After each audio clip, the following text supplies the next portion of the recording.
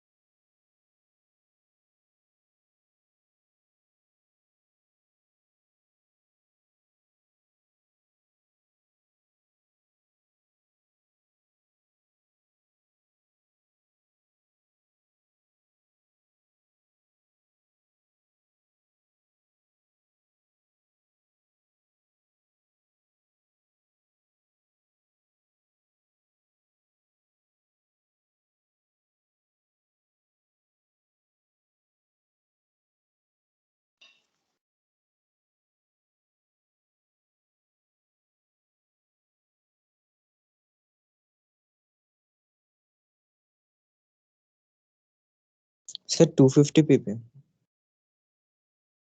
How much, guys? 250. Okay. Let the other also solve.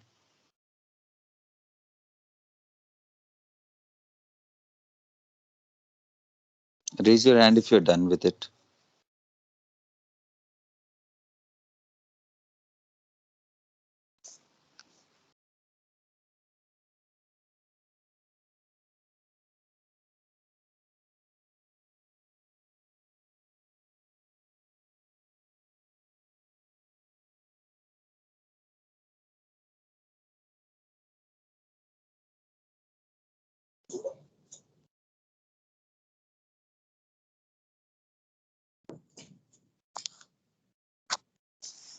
Done, guys?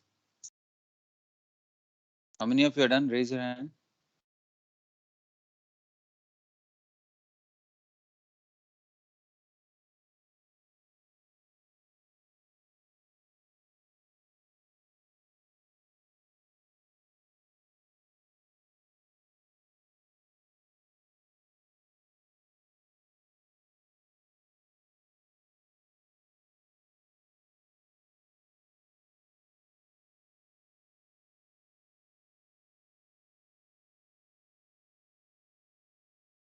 Just four of you? Excuse me. How many of you are done with this calculation? Just four of you. Don't say like this, yeah. Three, four. What happened? Are you guys facing problem here? Should I explain? I thought that you guys are okay with it here. Should I explain, guys? Yes, sir. Yes, sir. Oh God, seriously. I was so relaxed when I gave this. I thought that you will do just within a minute. All right, then I have to explain you nicely. Really unexpected. Okay, all right. Where should I explain? Wait. Uh, all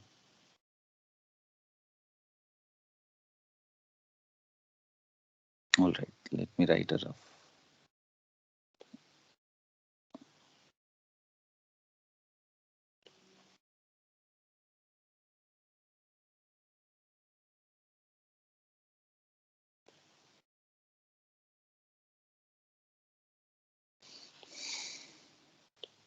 Right. So what is given to us?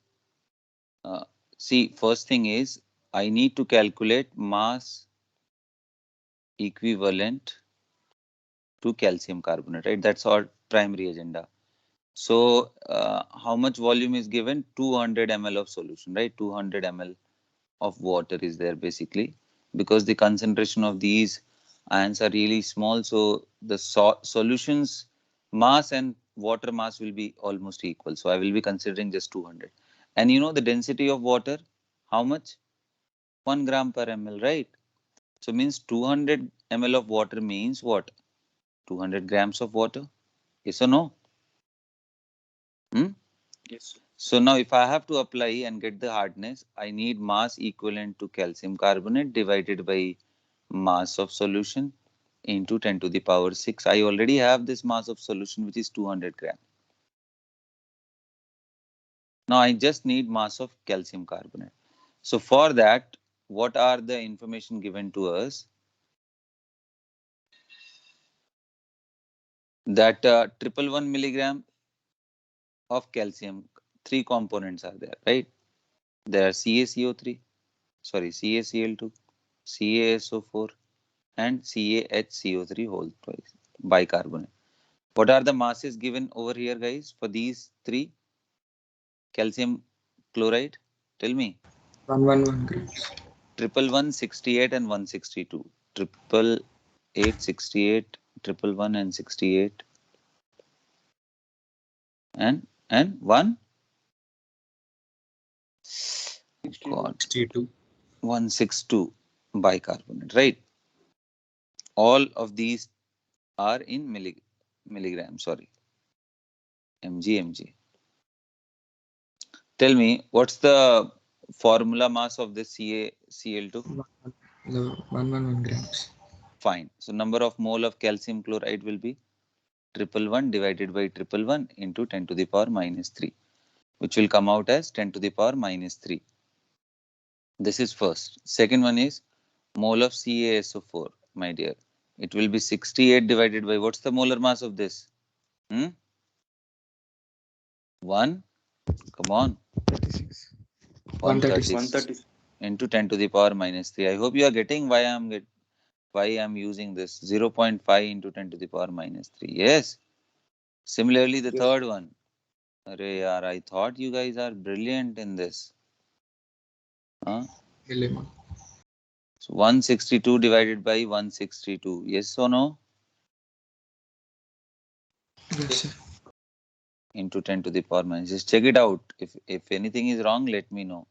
So total mole of the calcium ion that I am going to get, same number of mole of calcium carbonate will form, and I can just sum these three to get that.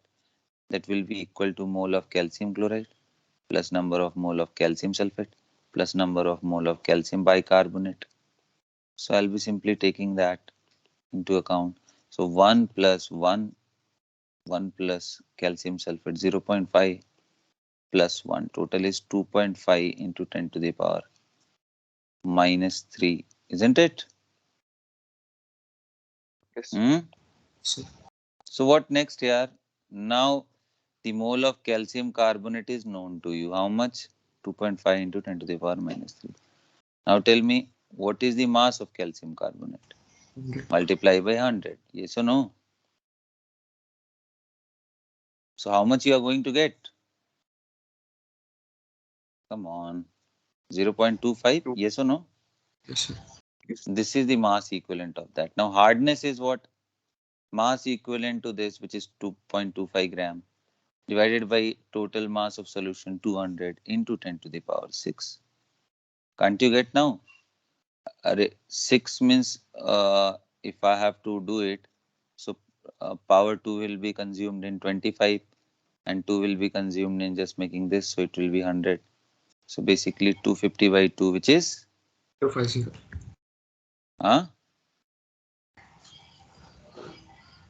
how much? 1250. 1250. That will be the answer. Yeah, what was that in this? Please take a proper note on this. Oh my God, I'm not happy at all.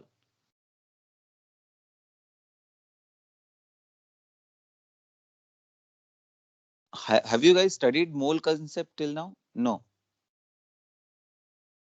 Yes or no? Yes, sir. Done, sir. Yes. Mole concept over. The remaining physical topic like equilibrium, states of matter, all of these. Equilibrium not our. Equilibrium not done, sir. So who taught you this topic? this one, physical chemistry? Oxidation reduction not ours. Yes, sir. Okay, all right, fine. Except that the mole and basic, who taught you? Srinivas sir or someone else? Shivanand sir. Okay. Then yeah, you would have definitely explained all of these. Are you guys revising?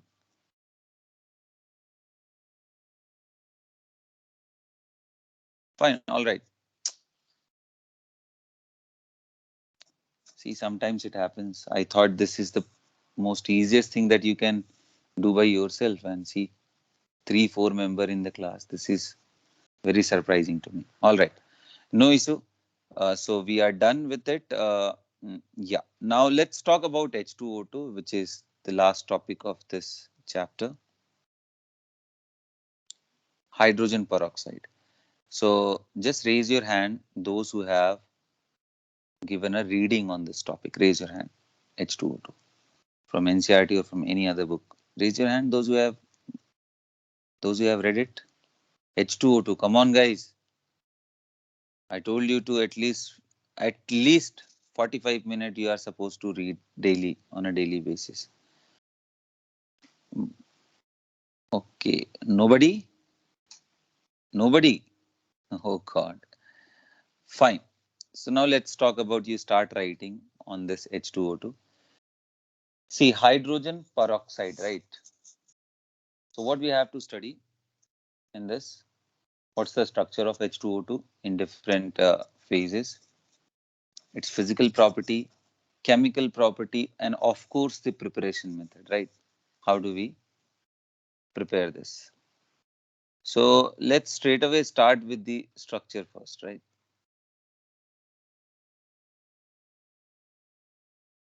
And preparation. Let's straight away start with it. So you can see, I already told you in chemical bonding also. You remember I told you that H2O2 is just like an open book. You can see the angle. You can see the angle, and you can verify with the NCERT if you have. Do you guys have NCERT? I forwarded, right? Can you just verify the angle? Can you just verify the angle from the book? And tell me the angle of H2O2 in different uh, different phases. Sir, Can you guys quickly do for me? Do it. Sir, in gas phase, dihedral angle is 111 point. 111. And right. And this one.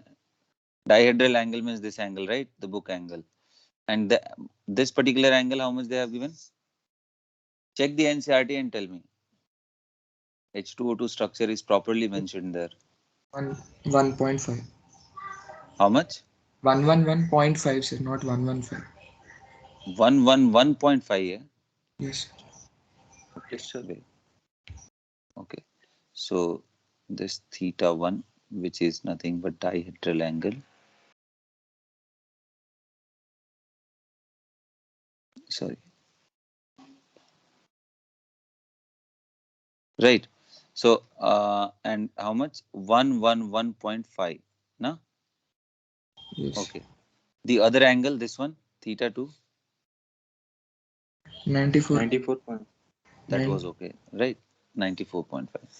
Now you tell me, which phase is this? Solid phase. In solid phase, right? Sir, gas. Gas phase, sir. All Gas. right. All right. Okay. No issue. Right. Duplicate another structure. Right. So this one is gas phase. All right. The next one, the next phase, can you please quote the angle?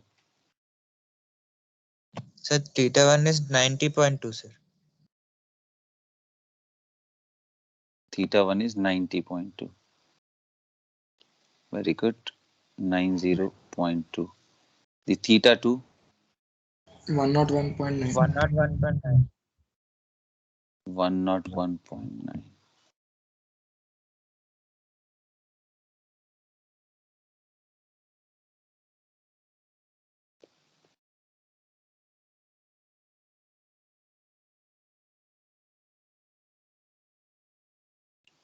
Fine.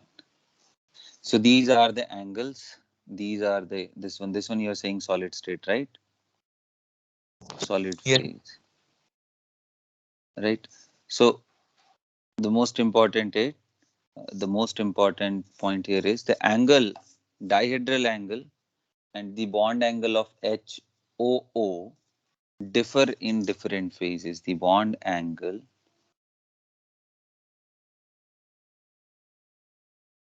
of HOO and dihedral angle is different in different phase.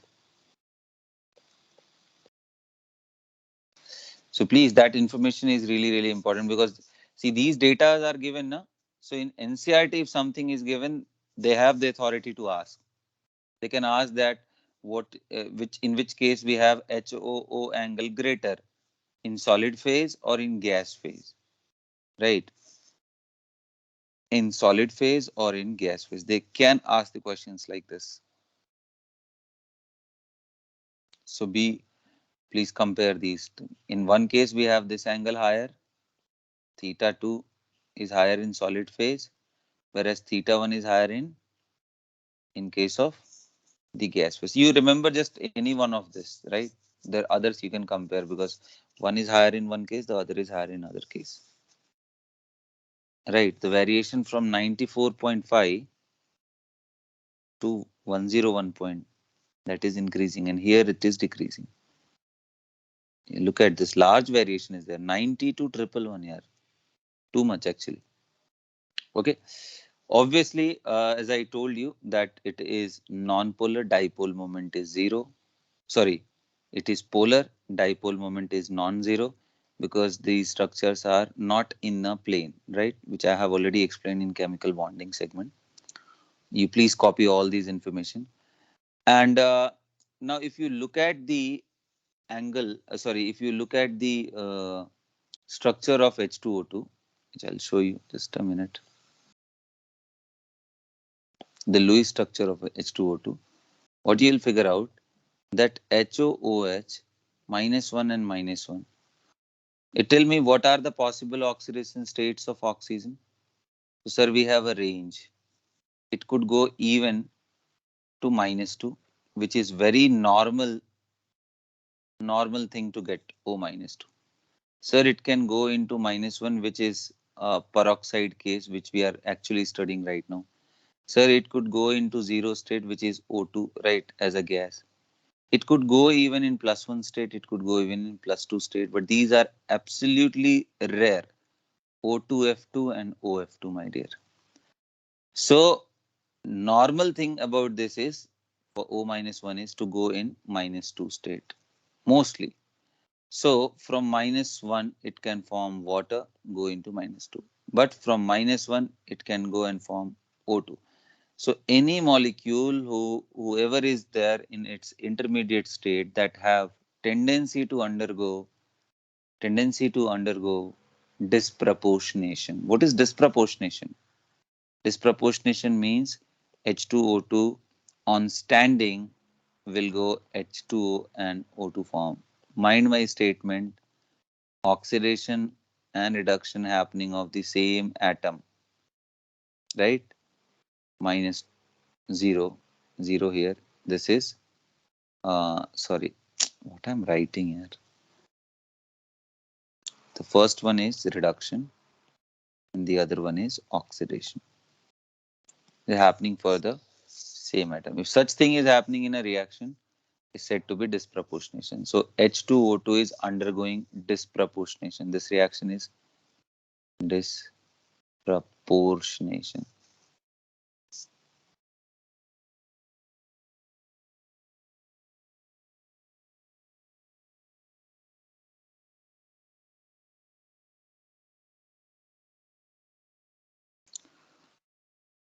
Right. So please make a note. H2O2 is a liquid, but it is not stable. It decompose easily and give off O2 in the presence of certain catalyst. Can you show from top, sir? Yeah, obviously. Catalyst.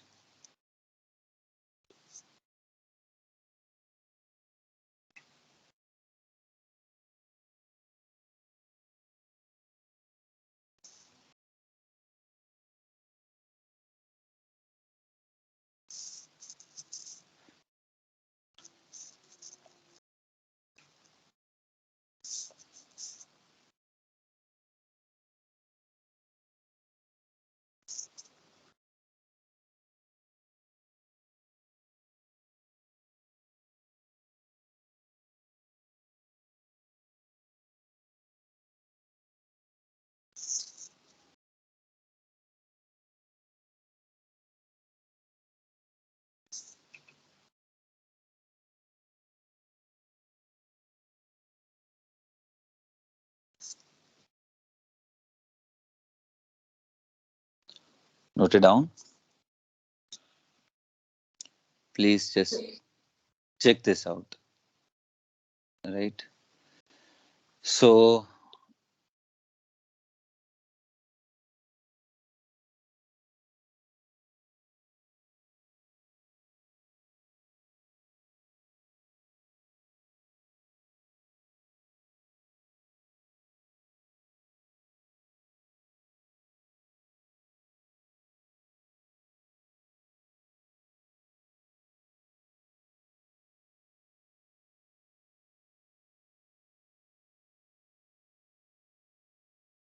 right. So here are certain things which I have written, that the decomposition is accelerated by these things, right?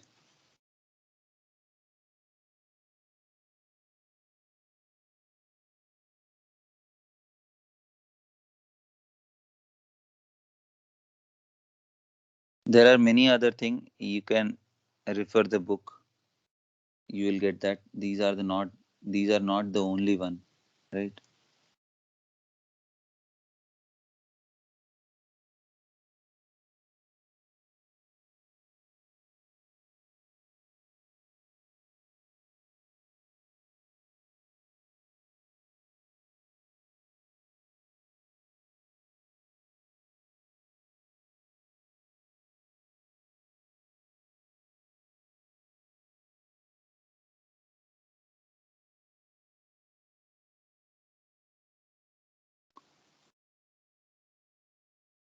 If you want to add, you can add many other thing also over here.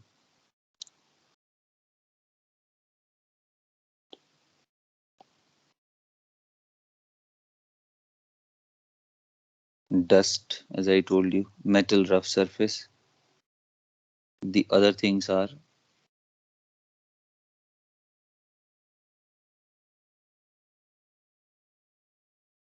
silica, if you want to add, alumina. These are creating rough surface, alumina. Alumina, you know what is alumina? Al2O3. What is silica? SiO2. Right? Lithia, Li2O. The oxide are generally ended with A. Lithia, magnesia, zirconia. Right? So all this. Calcia, CaO. So silica, alumina. All right. Sir, Manganese dioxide, Mn2O3.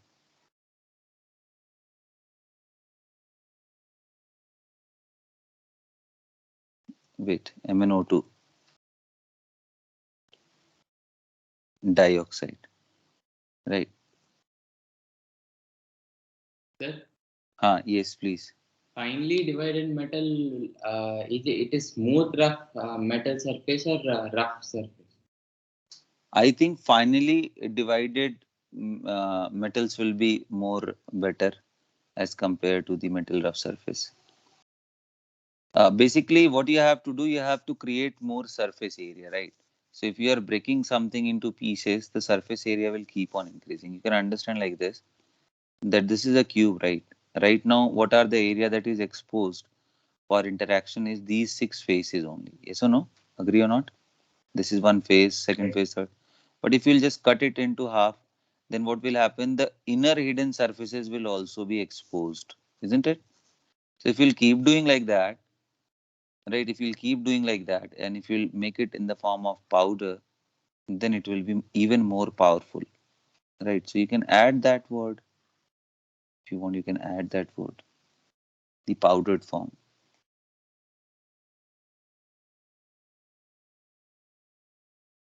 Metal powders like iron and manganese.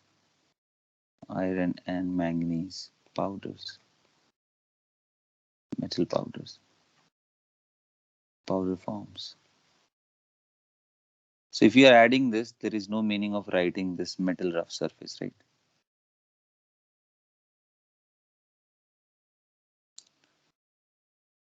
You know, the glass surface, glass, the main component of the glass is SiO2.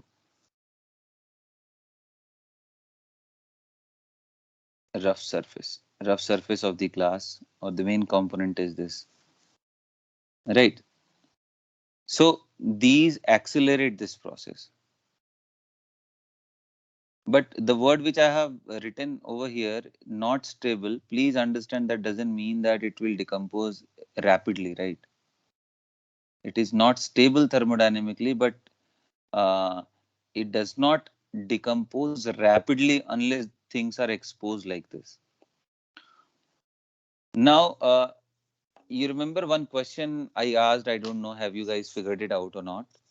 I told you, as per the reactivity series, the lithium is considered to be most reactive, right?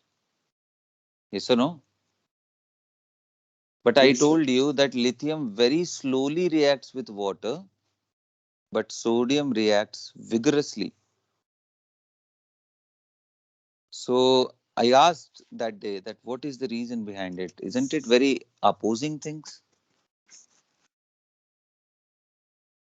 Isn't it exactly opposite thing? Sir, in one way you are saying that lithium is more reactive in terms of the E naught value. Standard oxidation or standard reduction potential value suggests that lithium is most reactive. The other way you are saying, sir, lithium reacts slowly, sodium reacts vigorously. What is this, sir? Isn't it anti-parallel thing? Can anyone explain this particular problem? So those values are in water, no? So I'm talking here only also. So I think it would be better if we little bit refine this. I think not stable thermodynamically. Okay, that will be appropriate word for this. Please write in the bracket if possible thermodynamically, but not thermodynamically stable, right?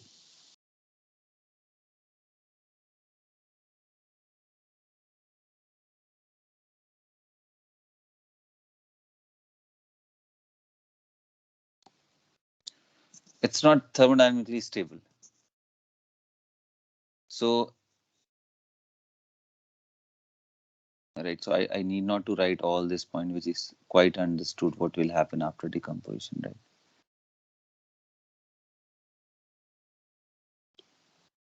You tell me, then I will tell you an interesting point about this.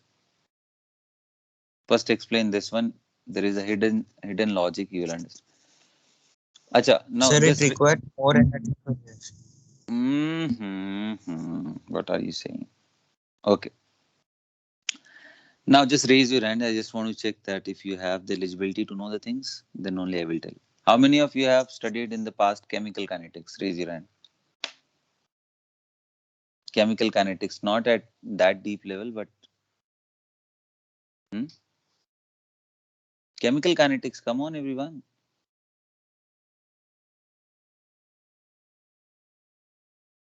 So that means you. I'm expecting answer from you guys. 14 members is enough here. I'm expecting a correct answer from this. Can't you explain this? So have you heard a word that activation energy? You remember that? Yes. Huh? What is that? What is Yes, activation sir. energy? What is activation energy? The energy required to initiate a reaction.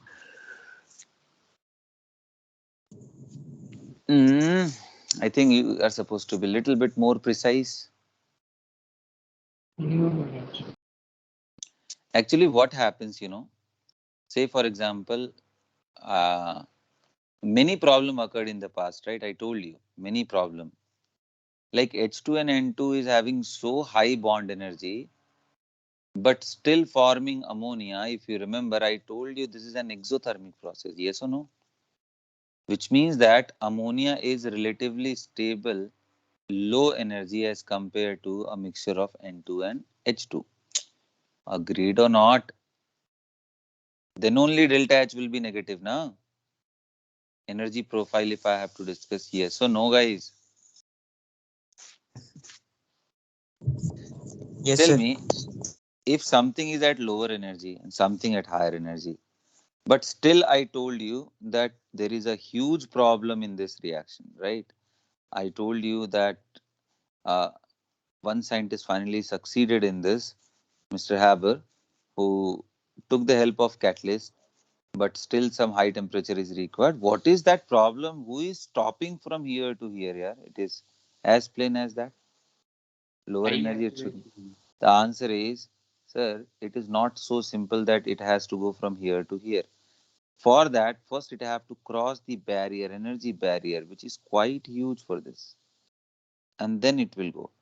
If the molecule have tendency to go till here, so for this molecule to reach here also, for the molecule like this to reach here, it has to first reach till this barrier, and this is what we say activation barrier. Once it reaches here, now thereafter it can come over here. Now how I'm saying that barrier means kind of repulsion, right? And kind of extra energy requirement. So answer is yes, there is. Because you imagine there is a electron cloud of hydrogen, right? Similarly, there is electron cloud of ammonia.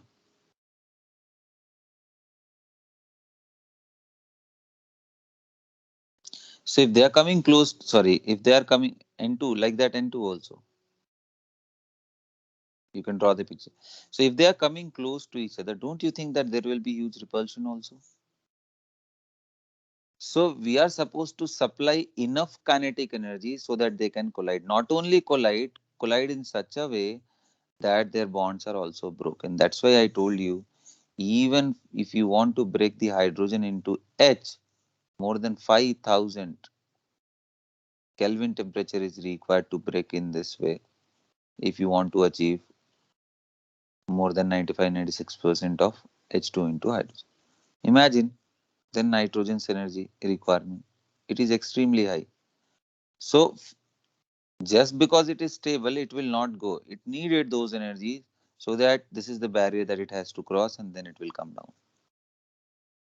So that's where the role of the catalyst is actually. The role of the catalyst is to, convert these species. Like many catalysts used to adsorb and they form hydrogen in atomic form. Those are like that. Like that, even N2 will also come near to it. So catalyst is going to attract both of them and and they are going to form various intermediates, and thereafter this nitrogen is going to combine with that. So the catalyst is going to make this phenomena of breaking the bond a bit easier as compared to earlier when it was needing a very high temperature, right? So this thing is, this measurement is thermodynamic. When I say thermodynamically stable, I just mean by their relative energies, reactants energy. But by knowing this, can you predict a reaction whether it will be fast or slow? Answer is no, sir. Fastness or slowness depends on this height, sir. This height. Suppose this is very, very low, like this. Then rapidly it will convert. That's why for most of the reaction of acid involving and involvement of base, that means acid base reaction, they are really quick, my dear. Microsecond mein they will be completed, right? Within microsecond only they will be completed, just because of this barrier is so low. But here this barrier is really high. So if you hear a word that something is thermodynamically possible, but still it is slow, please understand that barrier is there, and there is a standard word associated with that. We used to say kinetically slow.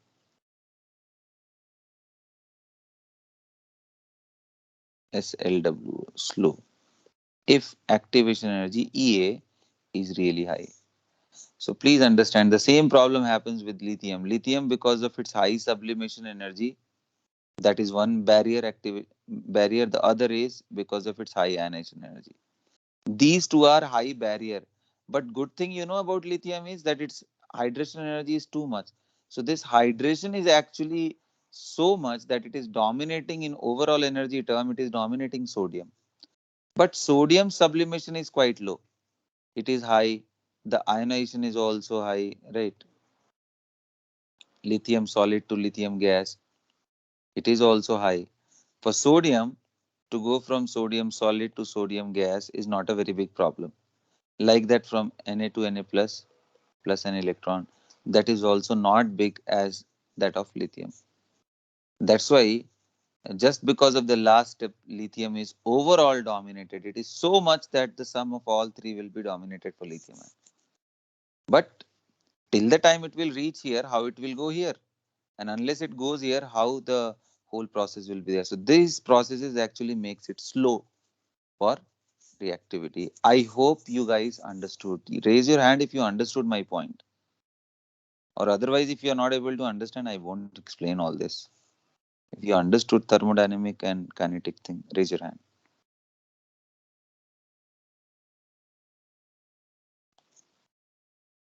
Just 20 members understood? Okay, very good. Thank you. Thanks. So I hope now you got the clarity in this, that H2O2 is a liquid, although thermodynamically not stable.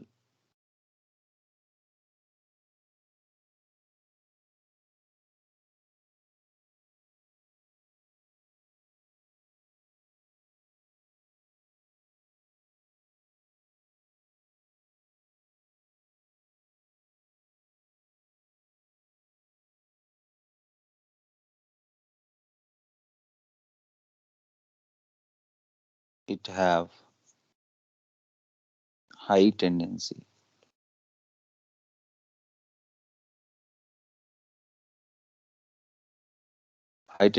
of disproportionation.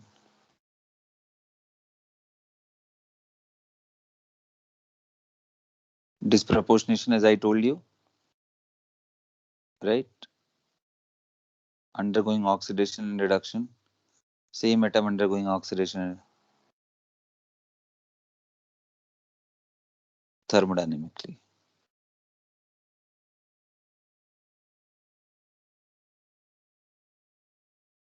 But kinetically. Kinetically, if you want to attach logic, you write down the activation part, okay? It is slow.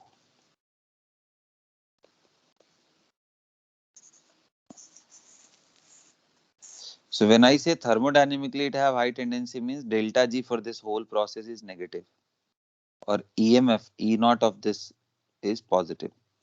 So that is what, these are the parameters, thermodynamic, EMF, delta G, equilibrium constant, delta H, these are the thermodynamic parameters.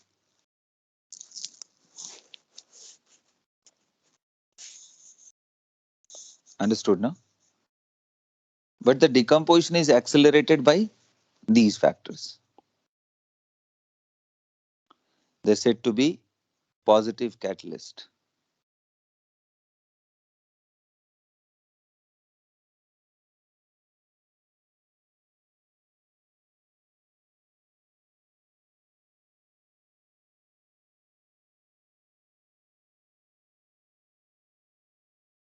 Then you may even ask, sir, do we have something which actually slows down this process? Do we have something which slows down this process? So yes, there are few species which slows down this. They are said to be negative catalyst. Note.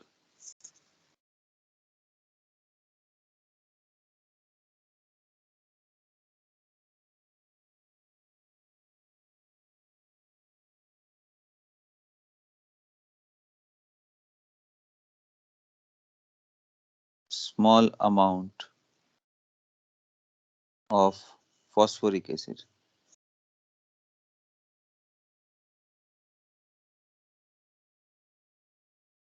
Right? H3PO4. Glycerol.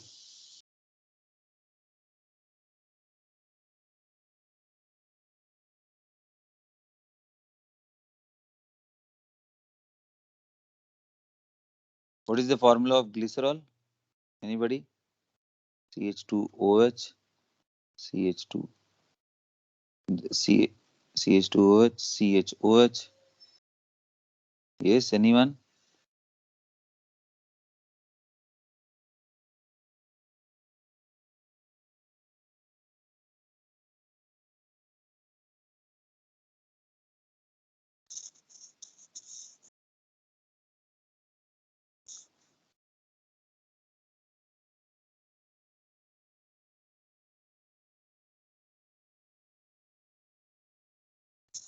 Right? So, glycerol or S3PO3, even little amount of urea, sodium stenate, right? There are urea,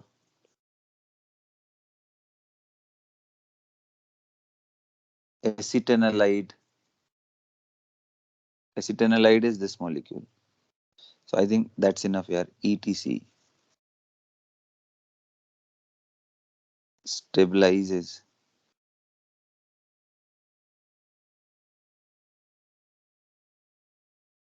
H2O2 against decomposition.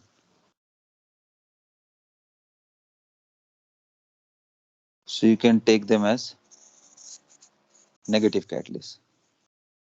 So they can be taken as negative catalyst.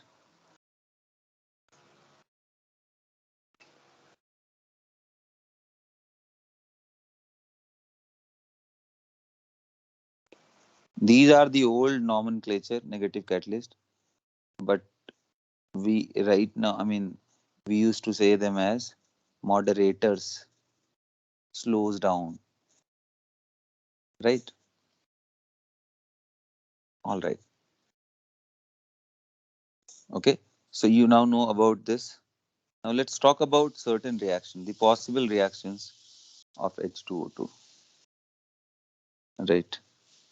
The possible reaction of H2O2.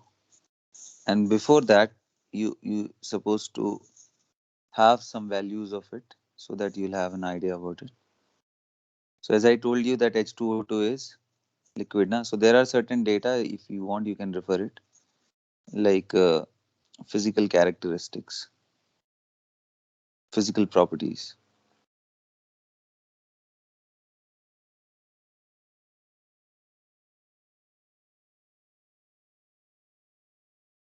Thereafter, we'll come to the preparation part. So physical properties of H2O2. Like if I'll ask you, what is the value of boiling point? What is the value of melting? So let's compare with water. Melting point, minus 0.41 degrees centigrade. Isn't it very close to water? Yes or no?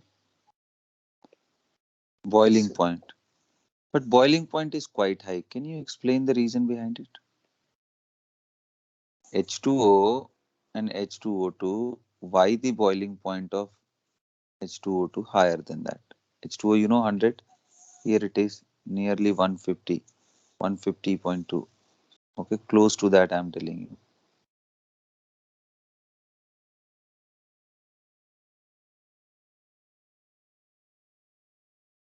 One factor could be molecular. density of liquid is 1.44 gram per ml. Right. Dielectric constant.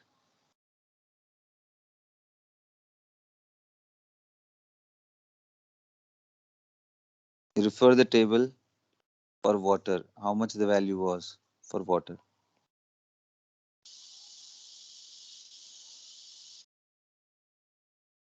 Centipoise. It is very, very important.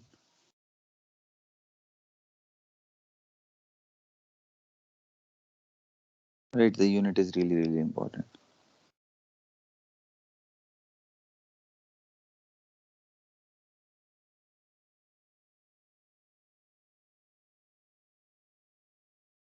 Sir, this is for dielectric constant or viscous?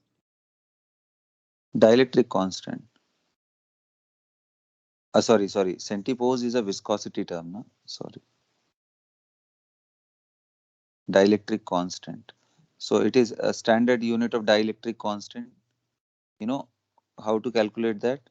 F is equal to 1/4 pi epsilon naught. यहाँ पे आता है K into Q1 Q2 by R square. So इसका unit क्या आएगा? This will be Newton. You just checked out the whole unit.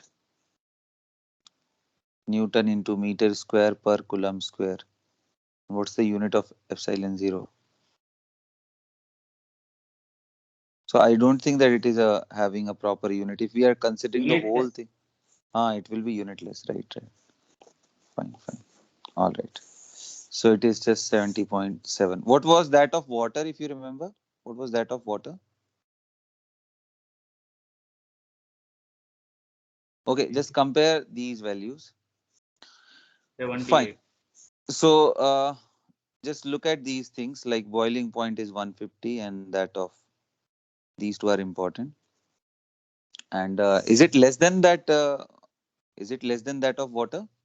Dielectric constant. Yes, sir. Sir. Fine. Great. So now, after knowing this, let's figure out the preparation method. So please tell me, if you have studied, tell me the certain method of preparation. Tell me. Any one of you? Tell me how to prepare. There are 3-4 methods, right? Mostly it is used to prepare by already existing peroxides.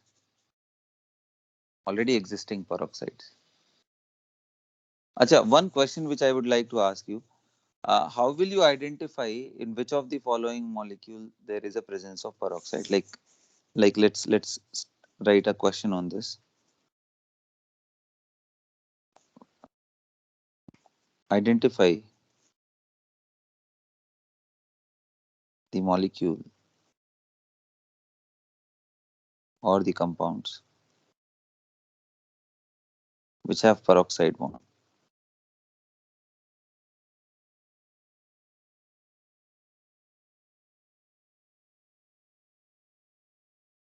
Right. I will give you A, PbO2, B, Na2O2, C, BaO2, D, KO2, E. Try to identify. Let me see that. H2O2 you already know, right? NaHO2, F, H2S2O8, G, it is H2SO5, H, it is CrO5, I, it is, one more I would like to add over here is, yes, O2F2. Very, very important, guys. Please go ahead and tell me. Identify. Thereafter, I'll come to the preparation and then.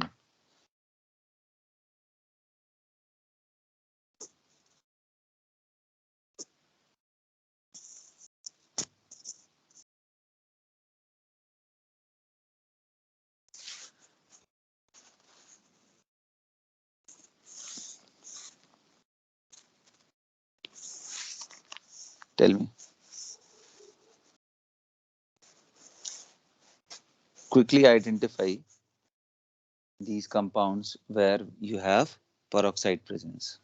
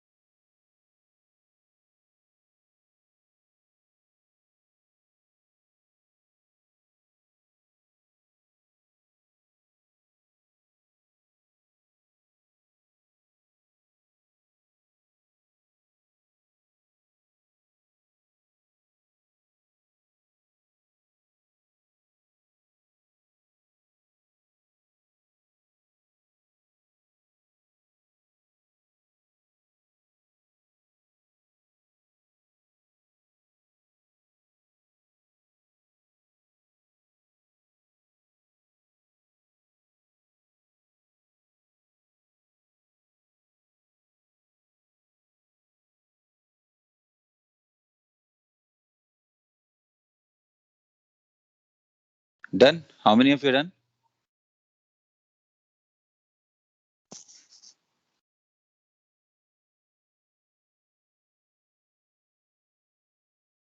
All right. Just two of you. Now look at here, my dear. I'm going to just tick it out and just you tell me if you are okay with it. Right.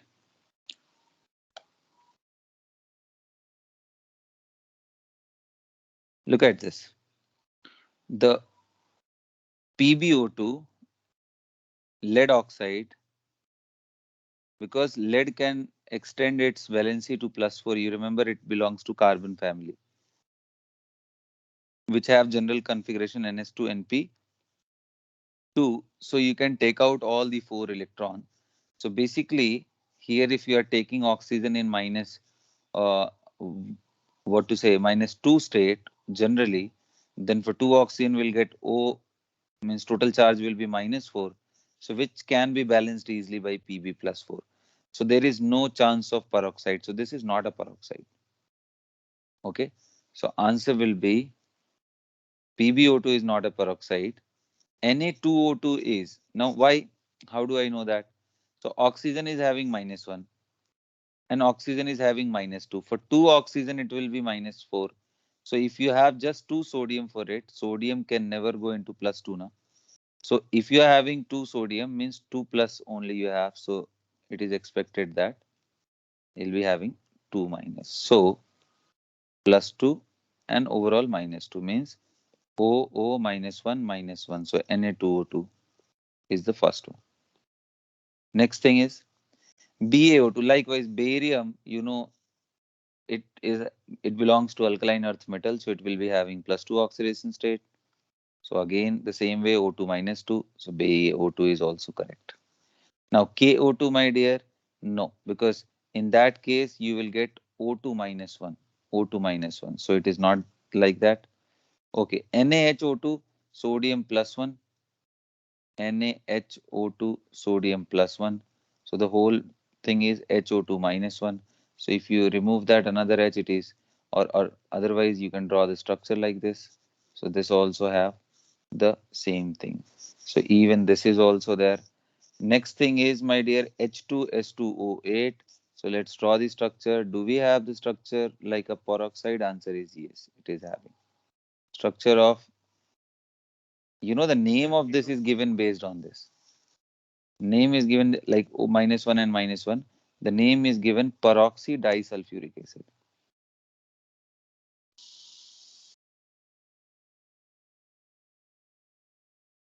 Right?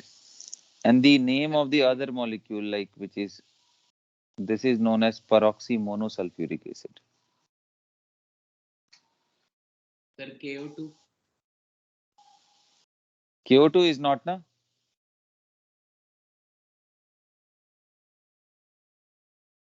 I will show you why KO2 is not. It is K plus and O2 minus. It has to be minus 2. O2 minus 2 means OO minus 1 minus 1. This is known as superoxide. Superoxide. So it is not a peroxide. So if you want to write it separately, okay? KO2 is not. O2 minus is known as superoxide. Okay, these things will come back again in the alkali and alkaline earth metal. Peroxy monosulfuric acid. The structure of the next thing, which I would show you over here. Wait a minute. I should copy this.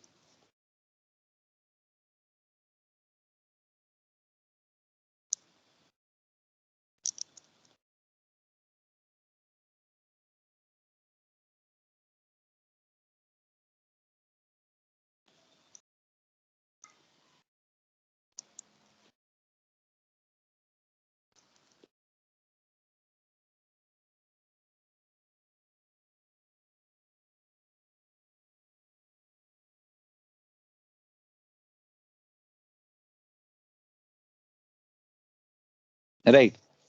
What about the structure of CrO5, peroxy monosulfuric acid? Structure of CrO5 is like this. It is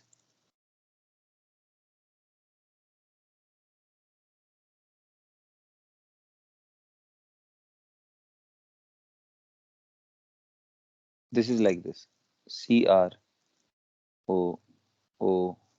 like this. This is blue color solid.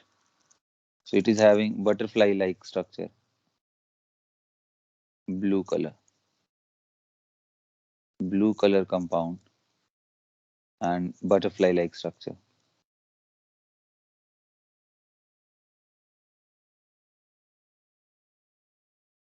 Right? Okay. And what about O2F2? Tell me. Now on this I wanted your opinion.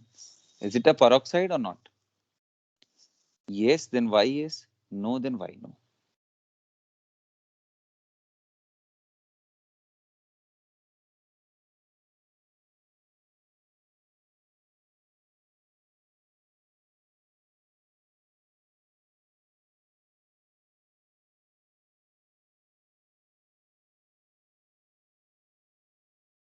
Tell me. Is it a peroxide or not?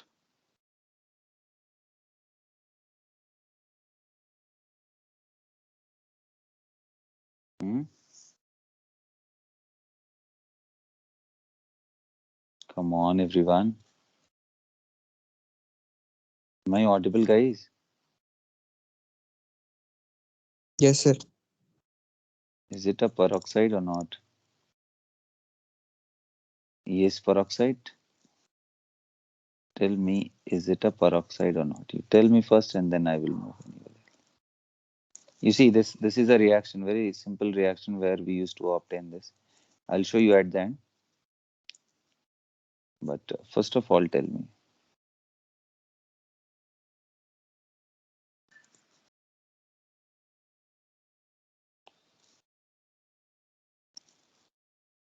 Hmm? No idea?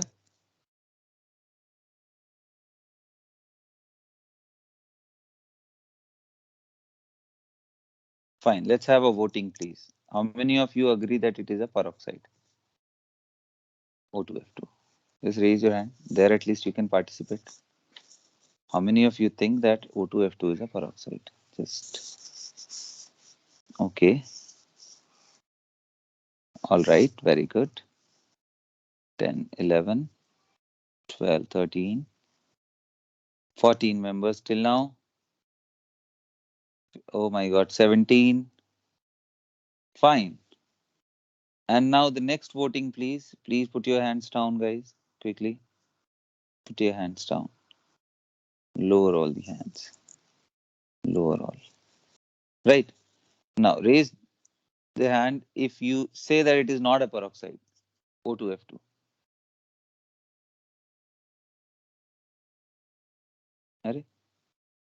It is not a peroxide. Come on. 5, 6 member. Just 5, 6 member. Out of the 50 plus attendance, right? 42. Okay, right now in the meeting we have 42 members. Out of 42 people, few 25, 30 people are saying that it is rest. Okay, all right. The correct answer here is that you check it, na sir. Fluorine, oxygen, oxygen, fluorine. Tell me which is more electronegative, fluorine or oxygen? Obviously fluorine. So if fluorine is more electronegative, it will create a +1 charge on this, means oxidation number, which means that it is not O2 minus 2. It is O2 plus 2, and which is not a peroxide.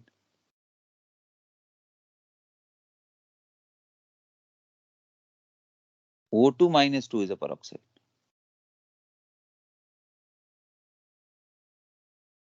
So this is not a peroxide. Please. Nicely note it down, okay? Otherwise, what happens wherever you are looking at OO bond, you used to say it is peroxide. Likewise, if situation written like this, that 3 oxygen with -1 is it a peroxide? Of course not. Okay, peroxide means OO on both the oxygen, we should have either true charge as -1 or the oxidation number should be -1. Understood, na? Sir, So I what hope do you you. mean by oxo linkage? Which one? Oxo linkage. Where did you find this word? I don't know, sir. Previously, it was there in some question. Assignment, sir. I think oxo has to do with the oxygen linkage here. Is it related to peroxide bond? No, unless it is written peroxo, it doesn't make any sense to me. Okay, no issue. We will discuss that question also if it is there in the assignment. We'll discuss that. Okay. Understood, na? Okay. So these are not the peroxides, right? Fine. So we are done with the physical property, the structural analysis. Now let's talk about its preparation, because you can see that a glass surface or SiO2 is going to break it down, right? So how to prepare it? Can anyone tell me the different preparation method of H2O2? Yes.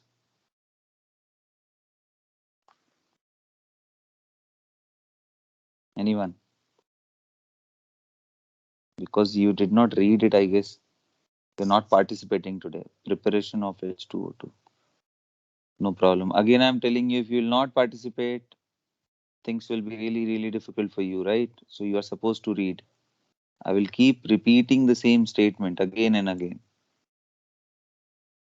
So preparation of H2O2. One of the simplest, as I told you, mostly we used to go by existing peroxides, right? So if I'll talk about laboratory method, whether you remember the name or not doesn't matter that much. Merck's process.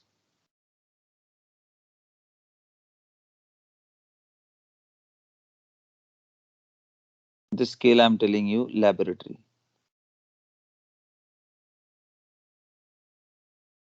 Laboratory method.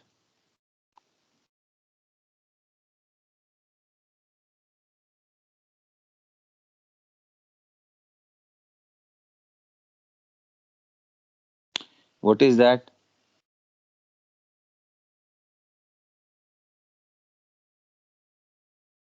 You take sodium peroxide as raw material, Na2O2. You will say how to get it, sir? So if you heat sodium in the presence of oxygen, mostly it forms peroxide directly. So this is the source of that, right? So we have now Na2O2. And now you want to prepare H2O2. Tell me what will you do?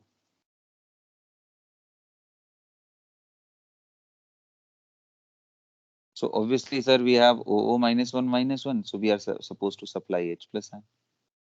So H plus ion के लिए सबसे अच्छा source क्या है?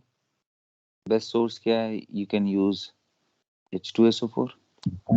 But because it is mild oxidizing agent also, right?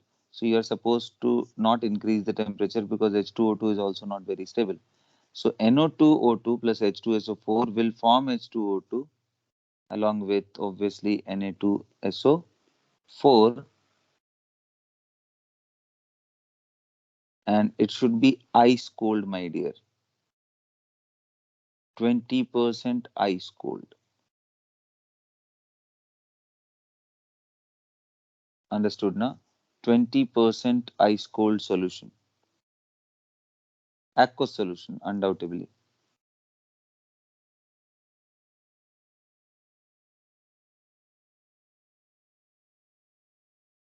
Now, how will you separate H2O2? Because now you have everything, right? How will you separate H2O2?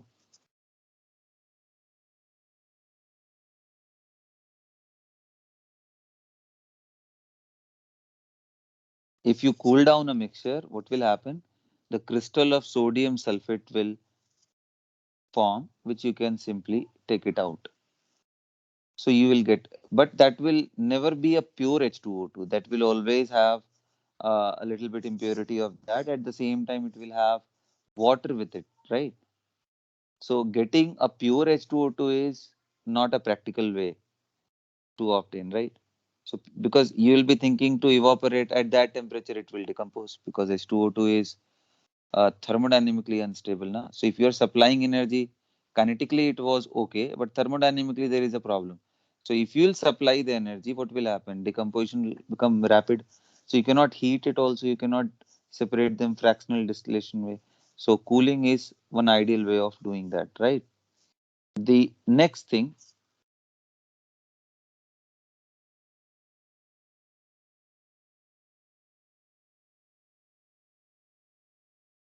next important thing is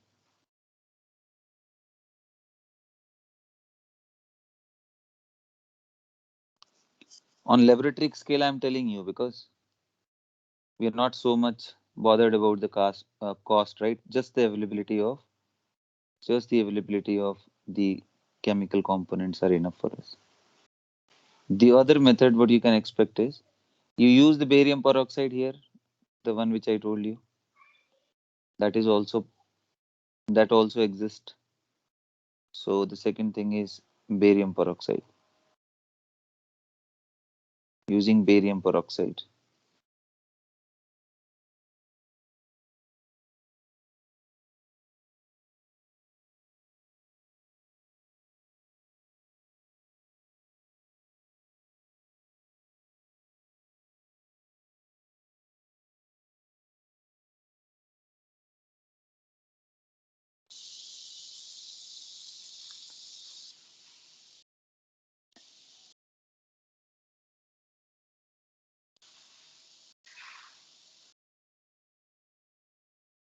Right?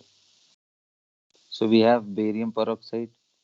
Again the same thing, ice cold H2SO4. Same thing, ice cold H2SO4.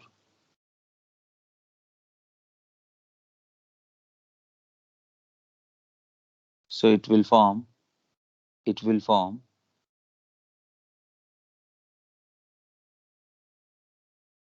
H2O2 along with, you remember in solubility I told you BaSO4 is insoluble in water, barium sulfate. Yes or no? Among the sulfate, I told you that when you're talking about beryllium sulfate, magnesium sulfate, calcium sulfate, right? Strontium. So solubility is like this. Do you remember this, guys? Yes, sir. So out of this whole thing, these three are actually soluble and these two are insoluble. They form precipitate. Okay. So barium sulfate will become precipitate. Now there is a practical problem associated with it. What? So suppose you are using a crystal. Suppose you are using a barium peroxide crystal and you used H2SO4. So what will happen during the reaction? Few layers of BaO2 will convert into H2O2, but the remaining will be actually deposited on this. Barium sulfate will be deposited. So if things will be coated by barium sulfate because it is a inside it is BaO2, but outside it is deposited. So what is the remedy of it? To first make a paste of BaO2, paste of it or the powdered form it. You can use any one of them, right? So paste of barium oxide is okay, or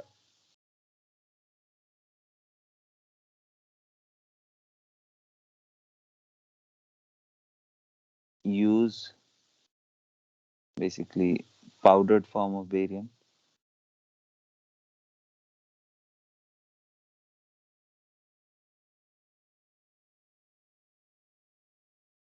or the paste of barium peroxide.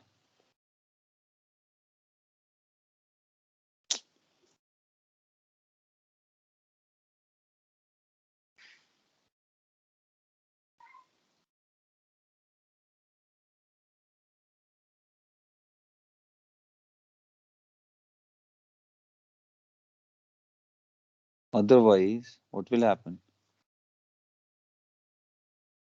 There will be deposition of barium sulfate.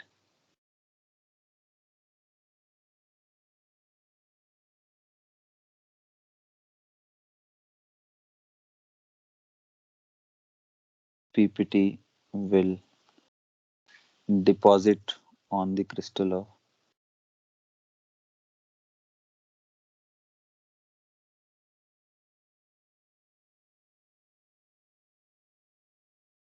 BaO2, which will make it slow, right? Which will make the reaction slow or ineffective, you can say that.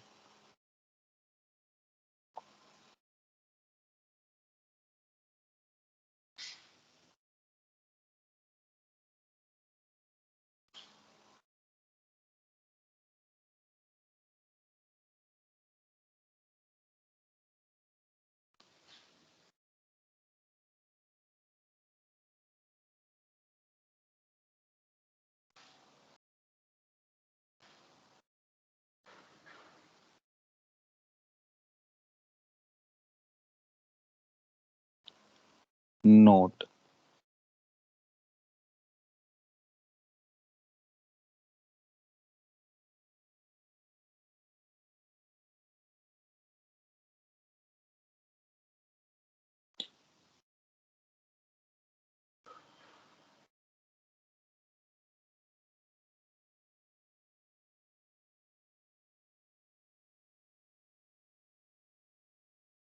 if S3PO4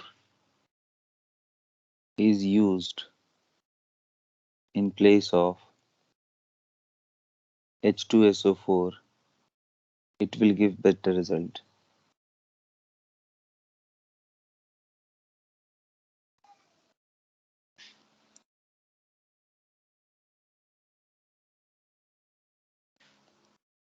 Because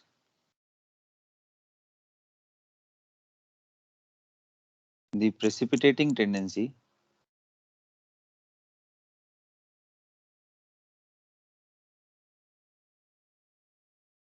of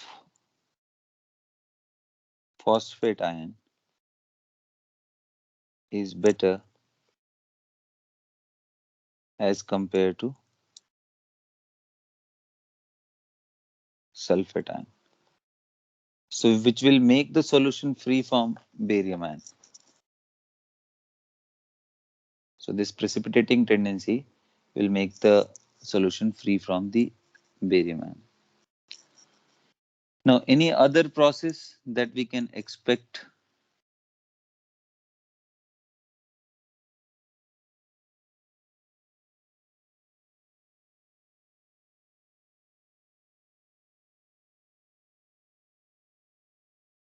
Any other method can you expect? Like we have a strong acid H2SO4, the barium cation obtained from here, and then we have H2O2.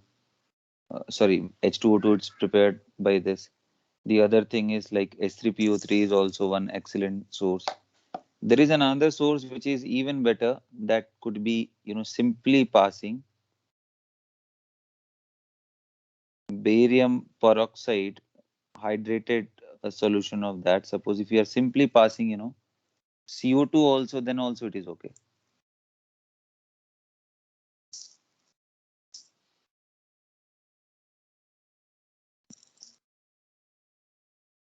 Right? And why is it so?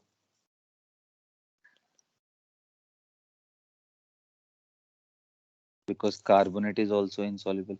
So see, the whole idea what we are using till now is to just make a precipitate, of this barium sulfate or barium carbonate or barium phosphate, just to make a precipitate out, and automatically we'll get. But here what was happening in the first case?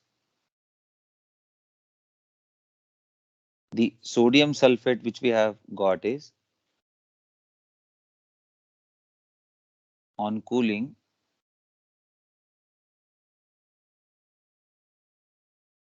crystal of Na2SO4 formed,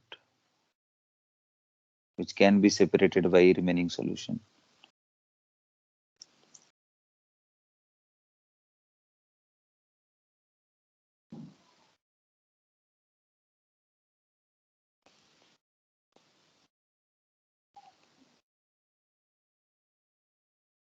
With others, what is happening? The cation is not creating any problem. We need not to go in that way.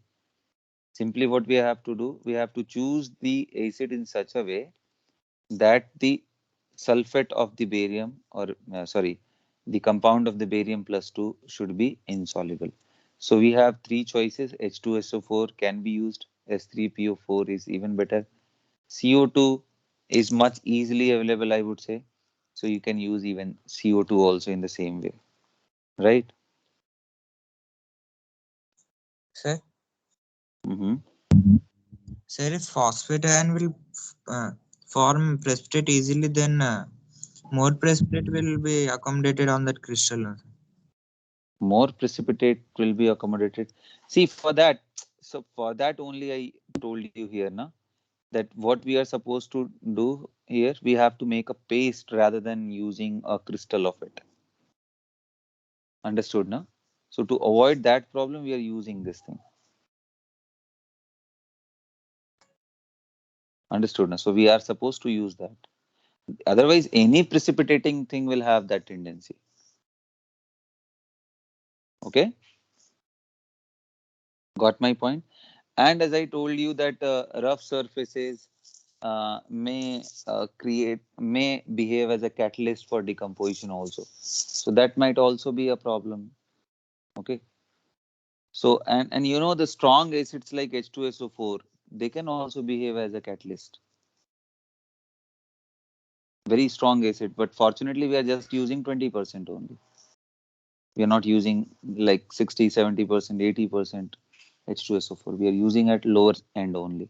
So the better substitutes, that's why are using H3PO4, or CO2 is even weaker, right? So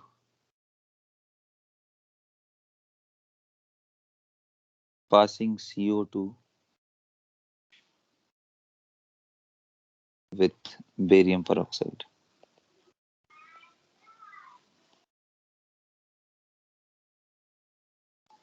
That is also a method, as I told you. So these are all done on a small scale, right? Sir,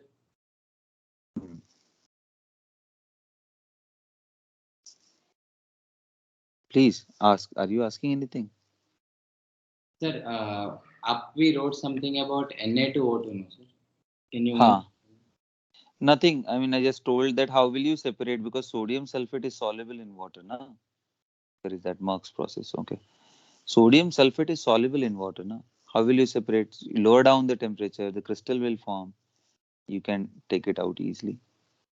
Yes. Okay, sir. Okay. Now, okay, so these things are done now. So we are done with laboratory method. Now commercial methods.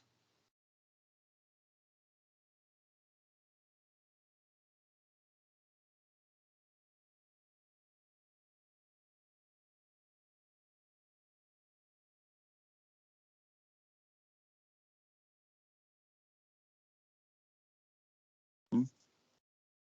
What are you going to Sir, apply on commercial scale? Yes, anyone? sir, in Merck's process, why only Na is used, sir? I mean, potassium can't be used. It can be used. If you go through the history, the compounds of sodium are more abundant than potassium. But the problem is, generally when you are heating with oxygen, na, Na2O2 is formed, not K2O2. Potassium forms superoxide. So even in that case also, if you knew, if you're not looking at the availability, this is also one of the reason. Sodium form peroxide, potassium, rubidium, cesium form superoxide. All right. So again, as I told Okay, sir. you, the availability of the raw material is one of the important factor while preparation. Okay. Raw material and whether it is expensive or not. So there are so many things. Like I never told you, and I never gave you a note where you have written that sodium adding water produces hydrogen. That is also a method, but we are not using because it is quite expensive, right? Okay. So now commercial scale. So commercially, it is prepared by electrolysis of hydrogen sulfate ion, right? Which ion? Hydrogen sulfate, or you can say that electrolysis of sulfuric acid or sodium hydrogen sulfate. You can use any one of them because we are interested with the HSO4 minus. So the first method is by electrolysis of HSO4 minus 1. Okay. So obviously I need to focus on anode. So on anode, oxidation takes place as I told you. So HSO4 minus forms H2S2O8 by losing 2 electrons. You can understand like this, that this is the structure of it. O minus is there, so that it is going to lose that extra electron. It will become like this radical, and radical can very rapidly combine. So this is one radical, another radical like this will combine with this. So that's why we are getting a peroxide bond here, OO bond. Understood now? So this is what H2S2O8 is.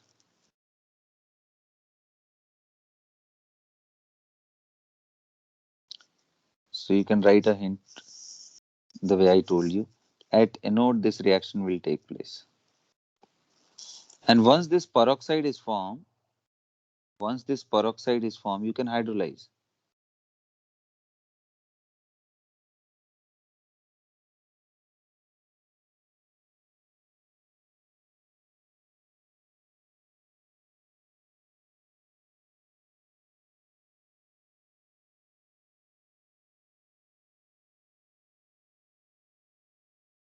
We can hydrolyze it.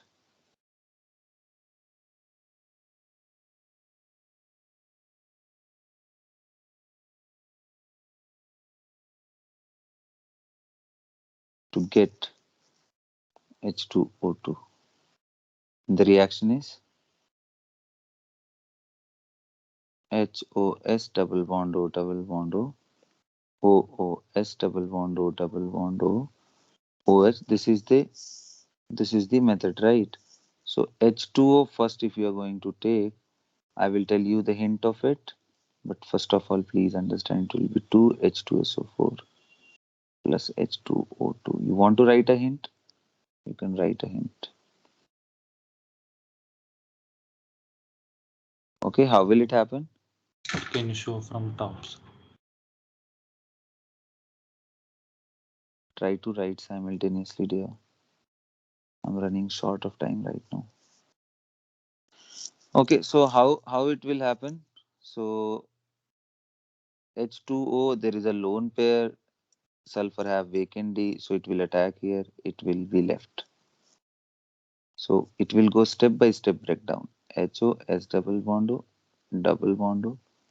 OH, H positive, and we have O minus, O, S double bond O, OH. This is the mechanism of it. Thereafter, this negative will take out this proton. So basically, what I'm trying to say, just write in one line that you will get peroxymonosulfuric acid after this first step of hydrolysis. Further, if you are adding water, you will get H2O2 plus H2SO4. So this is the net reaction.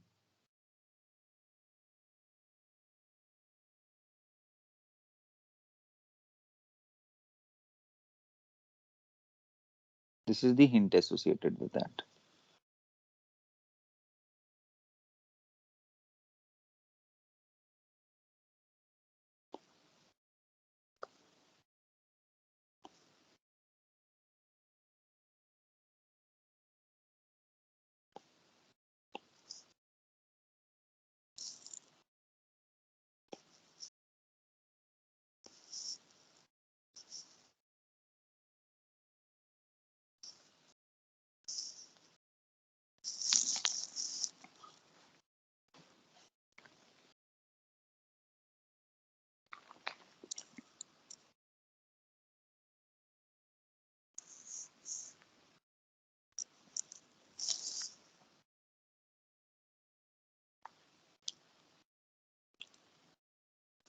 I hope that I need not to tell you what will happen on cathode, right? At cathode, can't you tell me what will happen at cathode? Guys, any guess what will happen on cathode? So Because 2H plus. yeah, there is no competition, right? H plus is there. We'll be taking and forming H2 gas. So it is understood, but still, because you guys might not be knowing, that's why I'm telling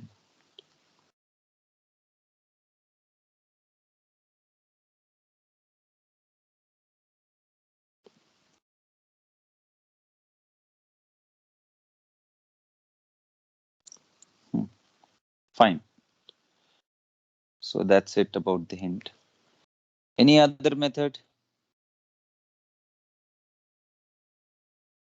In the similar way, the bisulfate electrolysis will give you. And any other interesting way? So there is another industrial and very interesting way is auto-oxidation of 2-ethyl anthraquinol. Very, very important. That is also very, very important. This was first and this I'm going to write second.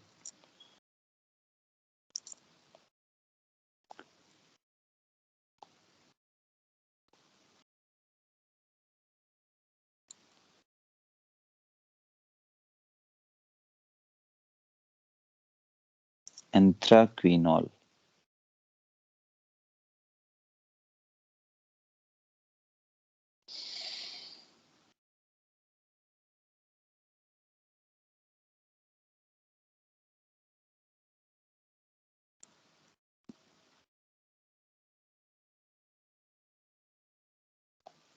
What is this? So we have one molecule which is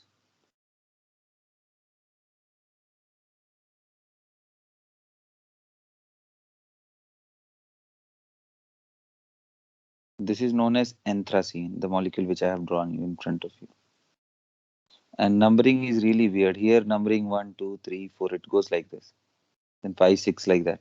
So 2-ethyl means here C2H5.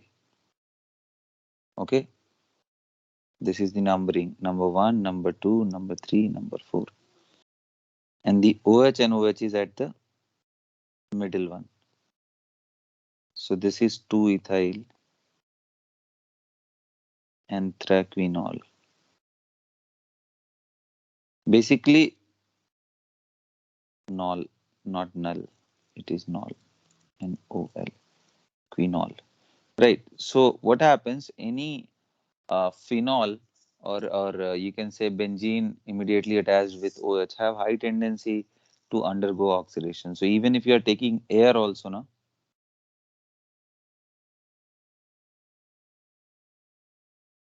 then also it can undergo oxidation.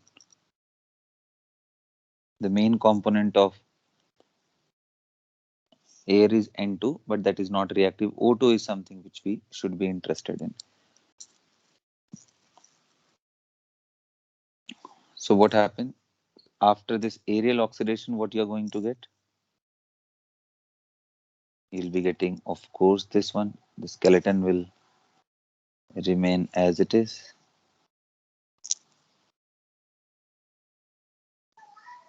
And here you will get double bond O and double bond O.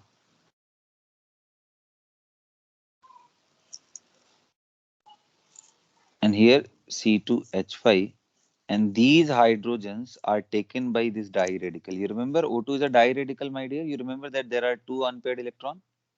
Yes or no? So those two are going to take this hydrogen and this hydrogen. So it will become like this, plus H2O2. Very, very important. This is really, really interesting and important. See, whatever I have taught you, everything can be used in the whole inorganic chemistry. So please make sure that you are revising it well. And good thing is that this particular compound, which is known by the name 2-ethyl anthraquinone now, right? It is ketone, na? ONE. It was all means OHOH. So 2-ethyl anthraquinol, on aerial oxidation, we get H2O2. So aerial oxidation, how to write this? You please don't mind my spelling mistakes, right? Aerial, how to write here? Simply write down oxidation of 2-ethyl anthraquinol with air gives H2O2 straight away, right?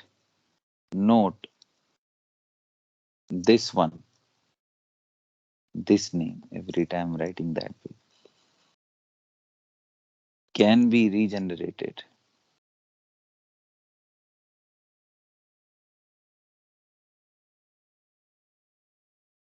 from this one, quinone, okay?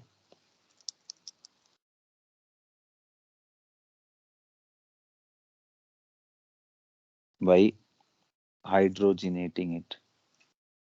Hydrogenating it.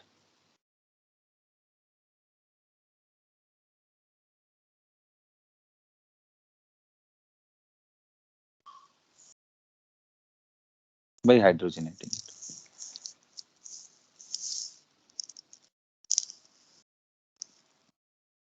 Right? So basically what you have to do for hydrogenation,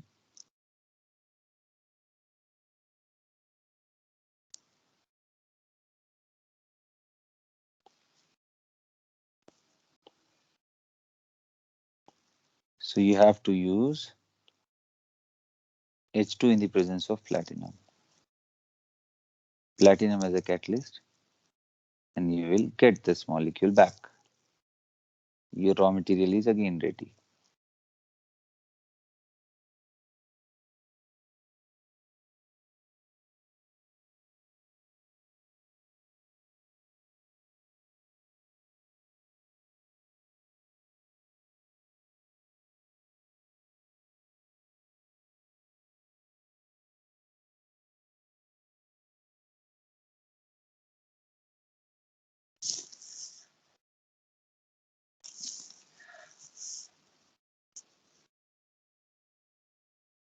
Sir, can acid be used, sir? Which acid? And why do you want to use acid? Sir, acid will give a HN, sir. So what will happen? So you are saying that it will become OH? Yes or no? But it will acquire Yes. positive charge. Then how will you manage? Because if you will try to supply here, you will get a positive charge here. If you try to, you will get a positive on oxygen with 6 electron, which is never allowed. Okay. Oxygen with a positive charge, and that too with 6 electron is never allowed. 8 electron is okay. 6 electron it is not allowed. So there is no other alternate. You have to reduce it only.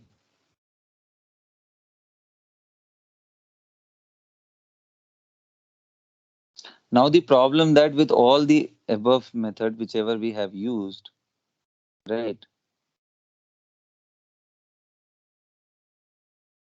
they are not having a reasonable concentration of H2O2. They don't have reasonable concentration of H2O2. So what to do for that?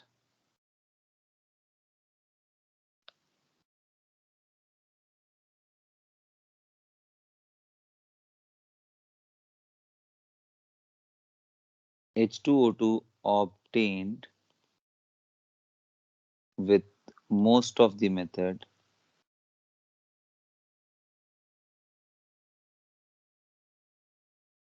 is quite dilute.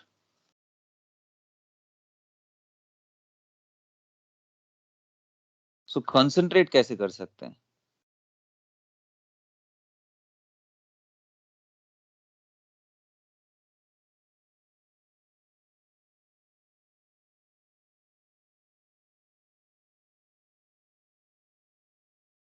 Right?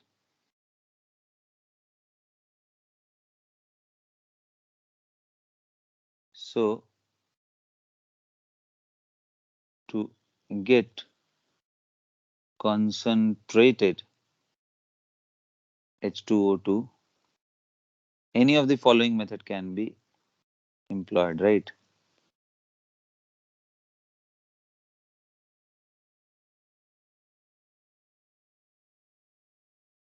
But you need to be really careful that you have to use the method which can, which are supposed to be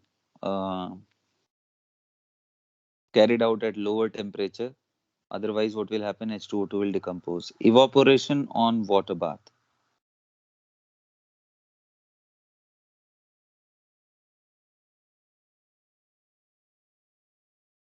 This is one of the method. Second,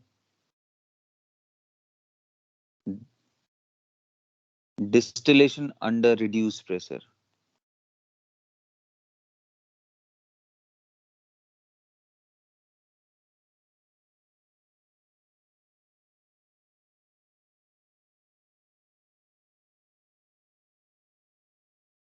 Number 3, fractional crystallization.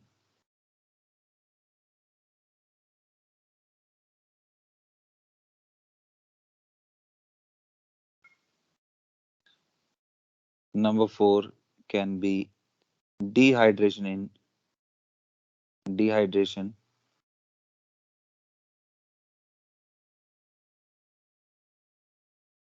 in a vacuum desiccator.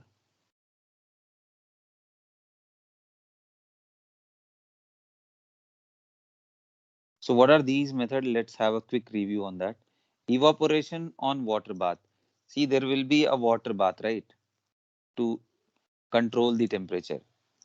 And there you have to heat it so that there should not be an elevated rise of temperature. Please understand, my dear, you are not directly heating H2O2 solution. There is proper water tank, or you can say the container which contains water.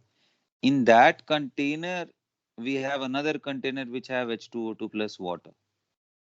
So directly you are not heating H2O2 plus O2, you are heating H2O, which after getting heat, it is supplying here. So it is kind of controlled heating. You know why it happens? Because the flame temperature is really very high. Na? The temperature of the flame, if you are a bit aware, it is more than 1000 degrees also. The material is having flame temperature more than 1700. Sir, So direct exposure with the flame will decompose the H2O2 straight away. But the water which is associated here will not have that much temperature, right? It can attain a maximum of 100 degrees centigrade. So evaporation will keep on happening like that. Huh? Yeah, please. sir, what is the temperature of a normal flame, sir? Here, the flame generally have temperature. I think it is having a range of temperature rather than a temperature specific, right? I would say that if you go like this, on various height we will have various temperature. Like at the lower end we'll be having low temperature. It could be as low as 300, 400. But somewhere here the temperature will be very, very high, and slowly again the temperature decreases when you are reaching at the top. Okay, but again I'm telling you, even uh, any flame would be having a temperature range of uh, as low as 200, 300 degrees centigrade to as high as 15, 1600 degrees centigrade. So you can imagine that. That's why I'm trying to tell you that the flame should not be directly exposed. I mean, H2O2 should not be exposed directly to the flame. You cannot use a container direct where we have H2O2, right? Yes, sir. Okay. That's the biggest problem there. So that's why water bath is used to evaporate water, because you know whose boiling point is low, H2O2 or H2O? Whose boiling point is low? H2O, na? H2O2 is 150. Arey Baba, yes or no? Yes, sir. So low boiling point means more volatile, so water will be evaporated slowly, slowly. Similarly, the other thing is distillation under reduced pressure. You know why we are reducing the pressure? Because reduction in pressure decreases the boiling temperature. The boiling point of water is 100 degree, but that is at 1 atm pressure. But if you simply change the pressure, if you try to decrease the pressure, the boiling point of water will keep on decreasing. There is a possibility when the pressure is reduced significantly, the boiling point may even drop to 50 degree, 40 degree, 30 degree also. Okay, so that's the meaning here. Under reduced pressure will reduce the temperature, and that's what we want. We don't want to expose it at higher temperature, right? Next is fractional crystallization. You already know, right? Making a crystal out of it based on the dehydration in vacuum desiccator. So desiccator is something which absorbs moisture, right? One of the desiccator is CaCl2. So if you have suppose H2O plus H2O2, so slowly it will evaporate, and that moisture will be absorbed continuously by CaCl2. H2O2 will be there. So if water is coming out, the mixture is becoming more and more concentrated. That's how we are looking into it, right? So that's how we are actually thinking over here. So if you're interested that what are the different concentration that we can obtain with these under the safe limit, so the answer would be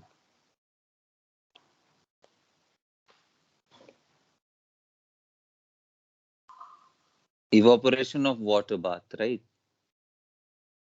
With the help of this, up to 30%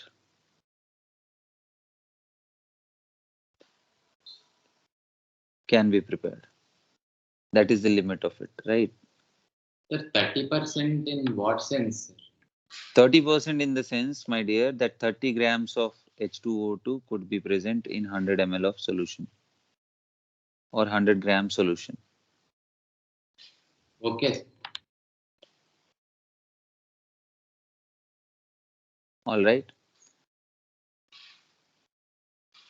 Distillation under reduced pressure, that terminology is there. Na? It is so effective that up to 90%.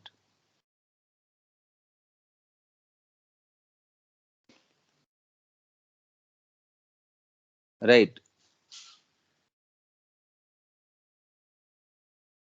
Similarly, dehydration by vacuum desiccator will also be somewhere around 90%. Fractional crystallization will produce 99%.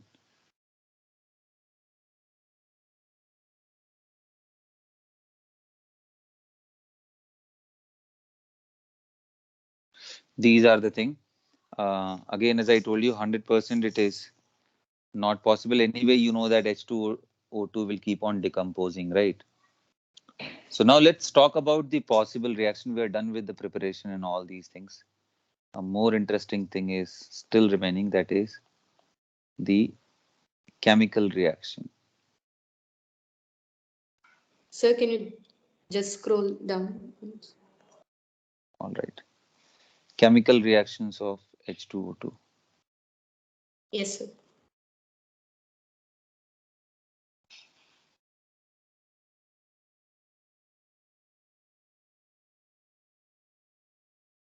Okay.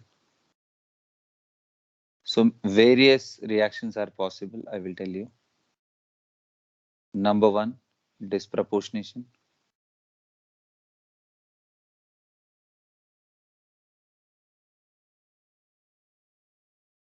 Means auto-oxidation reduction. The second name of this is. Second thing as oxidizing agent. It's a good oxidizing agent.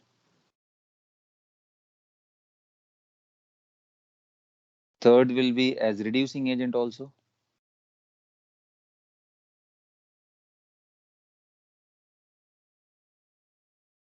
Fourth, you can consider as an acid.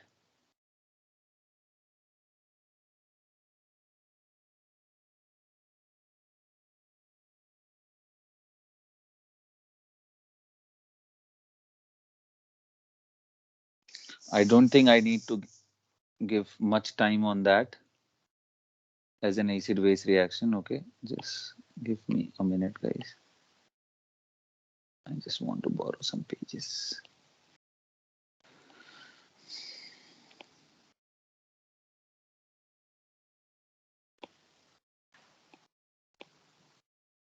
All right, everyone.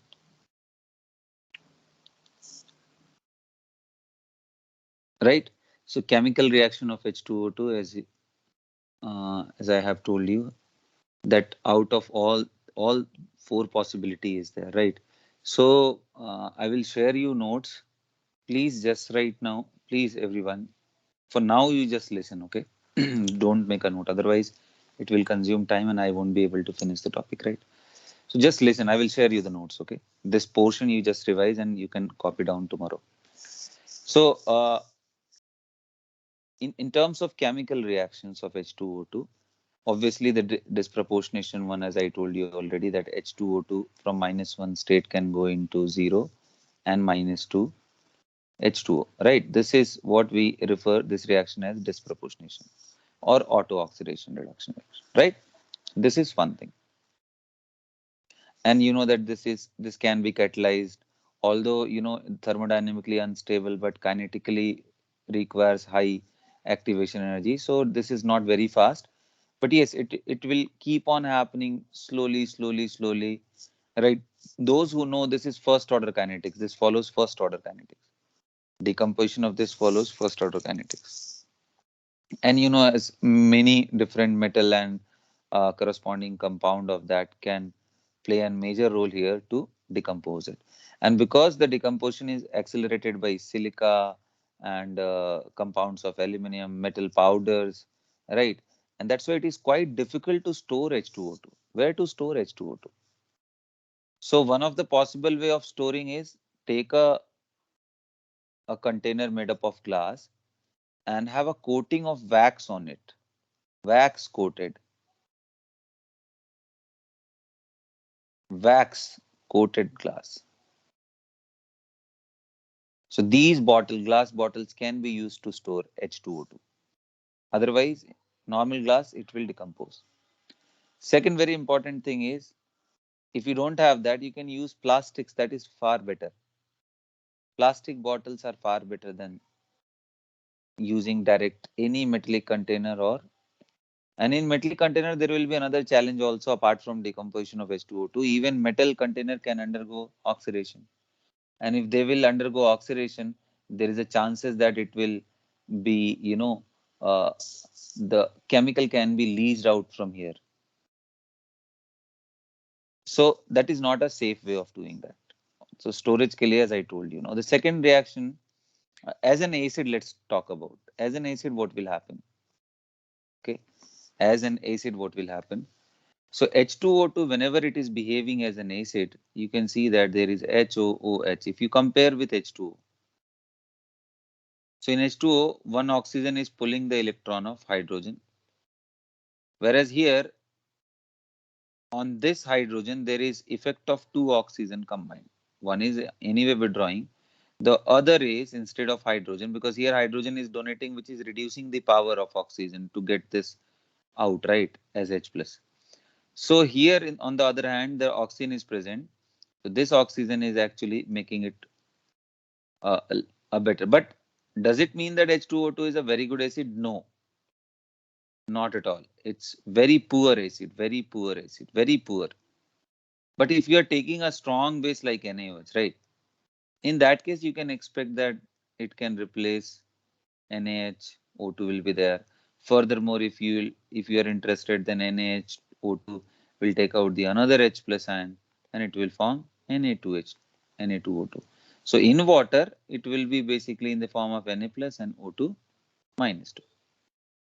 But anyway, so it is not a very great acid that it will react with any bases. Like if you are thinking that normal acid like HCl will react with weaker bases like ammonia, it will form ammonium chloride. But here you can't expect the same. H2O2 plus ammonia will undergo into different redox reaction rather than giving you an acid and base reaction, right? So these things you need to keep in your mind. And now coming to the most important, these two reactions as an oxidizing agent and as an reducing agent.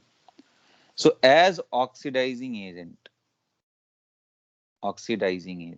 there are many reactions.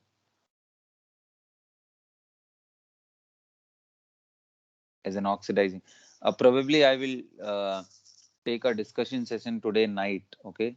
Maybe somewhere around 8 o'clock, once you guys are done with your dinner, so that we can just have a discussion on this, right? To have more clarity. But right now, I will just quickly wrap it up for you. So as an oxidizing agent, guys, please understand, because of H2O2 having in -1 state, it can easily convert into H2O in -2 state. So this process is known as reduction. It have high tendency of that. And the molecule which undergoes reduction, right, is said to be acting as an oxidizing agent. So here, some of the reducing agent, like I can take an example of H2S, which will form sulfur over here. So this is actually going from -2 state to 0 state. You can say this is undergoing oxidation, so acting as reducing, right? So this is one of the possibility. Other one I told you, H2O2 even can act as reducing agent, right? Because oxygen is in the middle state, -1. So it can even form O2 also. But for that, we need a powerful oxidizing agent like KMNO4, MnO2, PbO2, very powerful one, right? So I will list out these for you. H2O2, if you have taken, it will form O2 with you. Okay. So these two are possible. One is as an oxidizing agent, other is as reducing. So what are the different reactions, sir, where H2O2 will be acting as an oxidizing agent? I can list out for you. All of this I will give you. Various reactions are there, various reactions. It can convert iron plus 2 into iron plus 3. It can convert, this is H2O2, right? It can convert, this is first thing, my dear. Okay. One more thing that I would like to add here is, whenever we are talking about oxidizing power of anything, oxidizing power of anything is far better in acidic medium as compared to in basic medium. So that's why I have shown here H plus to ensure that acidic medium is there. So Fe plus 2 will be converted into Fe plus 3. Second thing, Ki, where I is present in -1, will be converted into I2. Third thing, H2S, where sulfur is in -2 state, will be converted into sulfur turbidity. It is not precipitate, it is turbidity, either yellow or white turbidity. Turbidity. Turbidity. What is turbidity, sir? A PPT is the one which settles at the bottom. Precipitate. Turbidity is one which creates dirtiness on the surface of the water. This is turbidity. Right? So H2S gives this. Now, very important reaction is PBS. This is, if you read NCERT, you will figure out that they have given it will form PbSO4. The color of PBS is black and that of PbSO4 is white. So there is one line mentioned in NCERT. To regenerate the color of old paintings, we use H2O2. Which painting? Painting made up of lead compound. Because over the period of time, because of the presence of sulfur, PBS used to form, which completely uh, darkens the paint, which is made up of the lead, right? तो उसको अगर आपको वापस correct करना है, if you want to correct it back, then you have to use H2O2 because it oxidizes. You can see here the sulfur is going from -2 to +6 straight away. But when H2S is there, then only sulfur is the product, not SO4, unless you are boiling it. Okay. The other possible reaction, there are many, my dear. There are many you can use. Chromium +3, even chromium in +3 can be oxidized to chromium, chromate. Right? Chromium +3 can undergo from +3 to +6. So like that, even nitrite, NO2 minus, which is in +3, it can go into +5 state. So there are many reactions which are possible with this as an oxidizing agent. Now let's talk about as reducing agent. Means H2O2 will, one of the best way to identify reducing agent reaction is that it will produce O2. Because here from -1 it will go 0 state oxidation, right?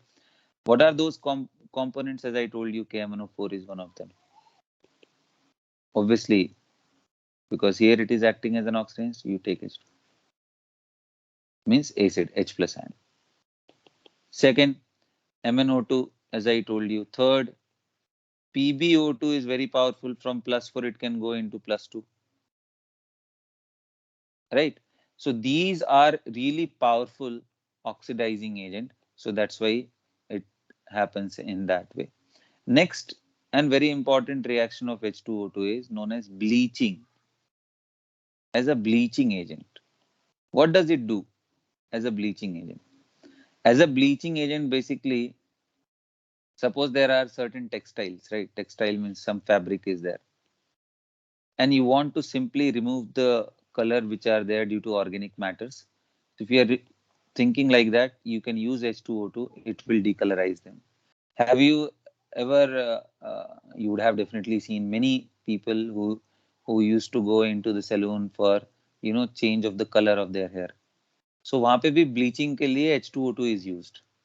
So it basically removes the color. You see the color of hair that we used to get. It simply bleaches the black color, and thereafter anyone can apply some other color on that, and that color hair it will look like, right?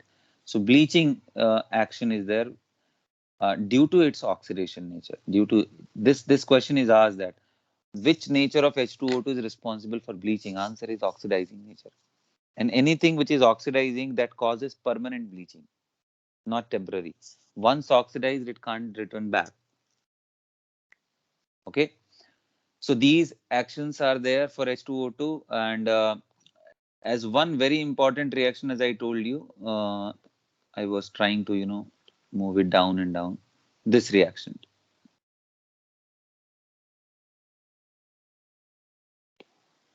You can see even dichromate ion. You see, dichromate ion is an oxidizing agent, in the presence of acid.